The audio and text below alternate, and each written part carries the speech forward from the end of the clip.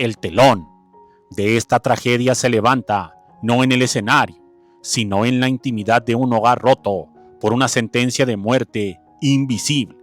Amparo Rivelles, la mujer de la elegancia perpetua, la dama de hierro del cine español y mexicano, escondía tras su mirada altiva un calvario que comenzó con una traición biológica y terminó en un entierro solitario a principios de 1993. No fue la edad ni el desgaste natural de la vida lo que le arrebató a su segunda hija.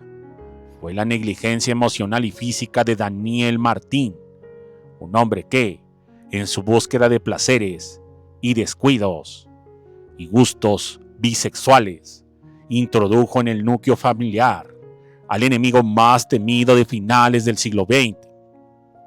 Me refiero al virus del síndrome de inmunodeficiencia adquirida, mejor conocido como SIDA. La historia nos remonta a una época donde el estigma pesaba más que la enfermedad misma. Daniel Martín, actor español que gozaba de una presencia ruda y atractiva, cruzó la vida de Amparo dejando una huella que, en lugar de flores, sembró cenizas. Amparo, que siempre fue una madre protectora, una leona que crió a sus hijos entre camerinos y luces, se encontró de pronto frente a una realidad que la ciencia de aquel entonces apenas lograba descifrar. Su segunda hija, el fruto de una unión que ya arrastraba grietas, comenzó a languidecer frente a sus ojos. La Rivelles, acostumbrada a interpretar tragedias griegas sobre las tablas, se vio obligada a protagonizar la más cruel de las realidades. Ver cómo la vida de su propia carne se apagaba por culpa de la irresponsabilidad del hombre que debía protegerlas. El contagio no fue un accidente fortuito de laboratorio, fue el resultado de una vida de excesos y silencios por parte de Martín.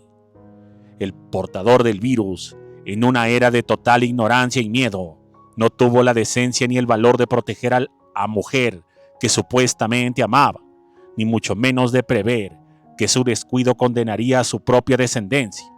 Amparo Rivelles descubrió la verdad de la peor manera posible. Esto es, a través de los diagnósticos médicos que confirmaban que su hija estaba sentenciada. En ese instante, el amor que alguna vez sintió por Daniel se transmutó en un odio gélido, un desesperado absoluto de odio que no se alimentaba de la rabia, sino de la más profunda decepción humana. Cabe mencionar que Daniel ya había muerto en 1992. Los años previos a 93 fueron un desfile de hospitales, tratamientos experimentales y el silencio sepulcral que la actriz impuso para proteger la dignidad de su hija. Mientras el público la aplaudía en los teatros, ella regresaba a casa para enfrentar el deterioro físico de una joven que no merecía cargar con los pecados del padre.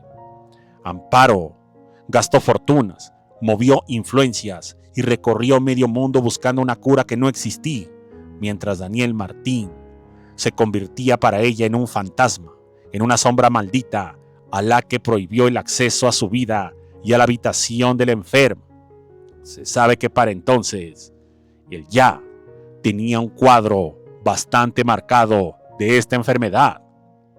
La tensión alcanzó niveles insoportables cuando la salud de su segunda hija llegó al punto de no retorno. Amparo no lloraba frente a las cámaras. Su dolor era aristocrático, seco, casi pétreo. No buscaba compasión, buscaba justicia, pero sabía que la justicia no le devolvería la salud a su niña. Mientras tanto, Daniel Martín intentó acercamientos aunque ya estaba demasiado enfermo. Buscó el perdón, pero se encontró con una muralla de hierro. Para Rivelles, Daniel no solo había sido infiel o descuidado, se había convertido en el verdugo de su propio hogar. Además, en aquel entonces, y para colmo de males, Amparo se había enterado de que Daniel era bisexual y había tenido romances con varios actores de la farándula, a los cuales también había contagiado. El hecho de que él le hubiera transmitido el virus a su hija y que esto hubiese derivado en la tragedia era algo que ninguna confesión y ningún arrepentimiento podía borrar. A principios de 1993, el invierno se llevó el último suspiro de la hija de esta gran actriz. Fue un entierro discreto, alejado del ruido mediático que la actriz tanto detestaba cuando se trataba de su intimidad. Pero tras el velo negro y las gafas oscuras, la decisión estaba tomada. Daniel Martí estaba muerto, y también muerto espiritual para ella. Lamentablemente, lo que ella mencionó a una amiga muy cercana, manifestó que qué bueno que se había muerto este actor, ya que si no, ella lo hubiese matado con sus propias manos. Durante décadas, se sepultó sobre el distanciamiento abismal entre ambos. Los cronistas de la época hablaban de incompatibilidad de caracteres. Lamentablemente, esta situación y esta noticia se tuvo que cubrir durante décadas, pues el SIDA había entrado en la casa de la dinastía Ribelles por la puerta de la traición conyugal. Esta situación tan lamentable quebró con todo lo que ella consideraba sano, con todo lo que ella consideraba que era amor. Quienes la vieron actuar después de esa fecha notaron una profunda tristeza en su voz, una amargura en sus pausas antes que no existían. Ella volcaba en el escenario todo el odio que sentía por haber perdido a su hija y por el hombre que le había arrebatado la vida. Todo, la impotencia de no haber podido salvar a esta niña.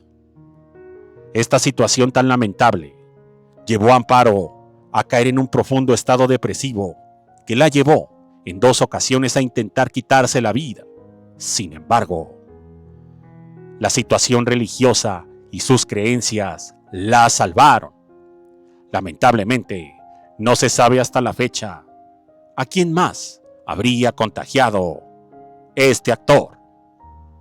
Muchas gracias y hasta la próxima.